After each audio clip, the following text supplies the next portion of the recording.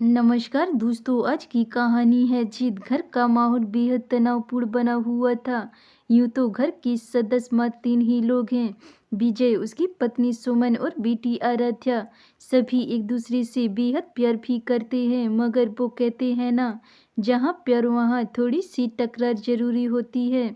कुछ ऐसा ही होता था इस परिवार में। सुमन आए दिन किसी न किसी रूम में जिद करने लगती थी। अब जब अगर बेटी जिद करे तो समझ में आती, क्योंकि वह बच्ची है और बच्चे न समझी में जिद करते ही हैं। मगर यहाँ बस सुमन की थी, एक मैच्योर महिला की, जो एक पत्नी के साथ साथ एक माँ भी है। विजय को अक्सर यही बात परेशान करती। वो अक्सर सुमन को समझाया करता, मगर सुमन बजाय समझने के जिद पर अड़ी रहती।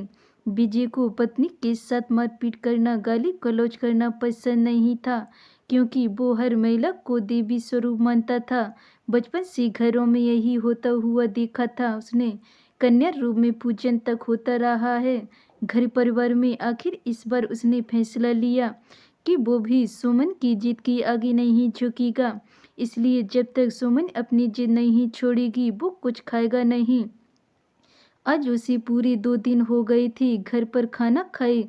भूख की वजह से एक आध बार उसका मन अवश्य डोला, पर स्वयं को समझा बुझाकर वह अपने निर्णय पर अटल रहने में सफल हो गया था।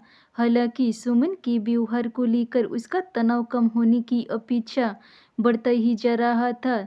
दिन में आज उसने अपनी बिजली का बिल जमा करवाया था, लेकिन वहां से मिलने वाली रसीद उसे नहीं मिल पा रही थी। उसे समझ नहीं आ रहा था वो रसीद कहाँ रखकर भूल गया। मेज पर, अलमारी में, टीवी पर, तकरीबन सभी जगहों पर वह ढूंढ चुका था। उसके साथ ऐसे पहले भी कई बार हुआ था, मगर उस वक्त ऐसे में सुमन ही उसकी मदद करती थी। मगर यदि वह उससे बोला तो नहीं नहीं, कुछ सोचती हुई अचानक उसका हाथ जेब में गया। उसने जेब में रखे सारे कागज बाहर निकाल लिए और एक एक करके उन्हें दिखने लगा। बाकी तो कुछ ऐसे वैसे पेपर थे, मगर अचानक उसके हाथ में आई कागज की एक छोटी सी पर्ची, जिसे देखकर वह चौंका। पर्ची पर लिखावट उसकी बेटी आराध्या की थी। वह तेजी से उसे पढ़ने लगा। पापा जी, मैं 2 दिन से भूखी हूँ और जब तक आप खाना नहीं खाएंगे तब तक मैं पानी भी नहीं पीऊँगी। विजय के दिल पर एक धक्का सा लगा और वही धक्का बिजली के करंट की तरह सिर से पांव तक सनसनाता हुआ निकल गया। बेटी का कुमलाया चेहरा तथा बीमारियों जैसी उसकी चाल उसे याद हो आई। तनाव के कारण ही वह यह सब नोट नहीं कर पाया था, लेकिन उसने यह पर्ची उसकी जेब में कब रखी, ये सवाल उसके दिमाग में अपना सिर उठा चुका था।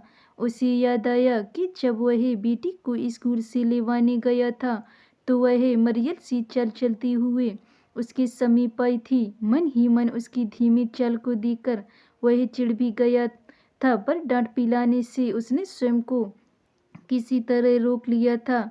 बेटी ने पीछे बैठते हुए उसके कंधे पर हाथ रखा था। उसका वह हाथ जब जेब तक भी गया था, तभी उसने यह पर्ची उसकी जेब में रखी होगी। उसकी प्यारी बेटी उसकी वजह से 2 दिन से भूखी ही नहीं, प्यासी भी है। छी, धिक्कार है उस पर। ऐसा सोचता हुआ वह दौड़ता सा बेटी के पास आया। बेटी मुरझाई सी बिस्तर पर लेटी थी, उसकी आंखें बंद थीं। उसकी मम्मी उसके समीप बैठी सलाइयों पर उंगलियां चला रही थी। उसने बेटी की माथे पर हाथ रखते हुए बड़े प्यार से कहा, बेटी, मुझे माफ कर दे। मेरी वजह से तुम 2 दिन से भूखी प्यासी हो। उठो, तुम्हारे लिए बाजार से तुम्हारी मनपसंद खाने की चीज लेकर आते हैं और फिर हम दोनों साथ मिलकर खाएंगे।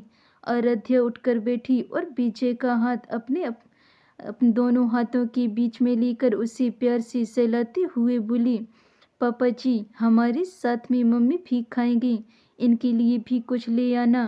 क्या तुम्हारी मम्मी, वो तो अपना पेट रोज भर रही हैं। किचन में बर्तनों की उठापटक हर रोज होती है, इससे ना तुम्हारी चिंता है और ना ही मेरी। विजय गुस्से में चिढ़ते हुए बोला, नहीं पापा जी, ये सच नहीं है। जिस दिन आपने इनकी जिद तोड़ने के लिए भोजन नहीं करने की बात कही थी, सिर्फ उसी दिन सुबह ही इन्होंने नाश्ता किया था। जब इनके कहने पर मैंने खाने पीने से मना कर दिया तो इन्होंने भी कुछ नहीं खाने का मन बना लिया था और कहा था कि मैं भी तभी कुछ खाऊंगी जब तू खाएगी। बेटी ने बड़ी मासूमियत से मुस्कुराते हुए उत्तर दिया। विजय ने एकटक सुमन की ओर देखा तो उसकी आंखें भीगी हुई थी। तुमने कुछ भी नहीं खाया? क्यों अर्धांगिनी हूँ? आपकी अर्धांगिनी मतलब आधा शरीर? ऐसा कैसे हो सकता है? शरीर भूखा हो और भोजन आधा शरीर ही खाए। आपसे विवाह हुआ है मेरा, हम दोनों ही 7 जन्मों तक एक ही हैं और रहेंगे। तो क्यों करती हो ये जिद? जानते हैं शादी से पहले एक लड़की की जिद उसके पिता पूरी करते हैं और शादी के बाद उसका पति। आप भी तो अपनी बेटी की जिद पूरी करते हैं। तो आप ही बताइए, एक पत्नी रूपी लड़की कहाँ जाएगी अपनी जिद मनवाने? आखिर शादी के बाद उसका संसार उसका पति ही तो होता है ना। और ये जिद मैं किसी नासमझी की वजह से नहीं करती। ये तो मुझे आपका प्यार चाहिए होता है। आप कभी रूठते हैं, कभी मुझे मनाते हैं। ये छोटी छोटी सी बातें जिद ही तो एक घर परिवार की खुशियों का आधार है, जिनमें रूठते मनाते हम अपने परिवार में खोए रहते हैं। हाँ, सच कहा तुमने सुमन, कहकर विजय ने आराध्या के साथ सुमन को भी सीने से लगा लिया। धन्यवाद दोस्तों। अगर ये मेरी कहानी आपको पसंद आई हो तो वीडियो को लाइक कमेंट शेयर ज़रूर करें। अगर चैनल पे नए हैं तो चैनल को सब्सक्राइब कर लें। मिलते हैं ऐसी और नई कहानियों के साथ, तब तक के लिए बाय बाय।